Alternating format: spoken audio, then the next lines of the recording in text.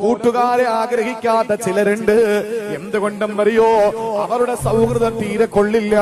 അതുകൊണ്ട് പ്രിയപ്പെട്ടവരെ, ഖൗലുൽ ഖുറൂർ, വഞ്ചനാത്മകമായ മോഹന വാഗ്ദാനങ്ങൾ നൽകിയിട്ട് നമ്മളെ പ്രലോഭിപ്പിക്കുന്ന വാക്കുകളുടെ പിന്നിൽ ചതി ഒളിച്ചിരിക്കുന്ന ചില ആളുകളുണ്ട് കൂട്ടുകാരില്.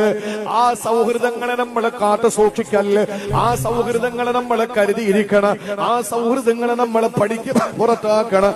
എന്തുകൊണ്ടെന്നറിയോ പ്രിയപ്പെട്ട സഹോദരങ്ങളെ? അതിന്റെ പിന്നിലിരിക്കുന്ന ചതി നമ്മളെ വല്ലാതെ വേദനിപ്പിക്കുന്ന ചതിയാണ്.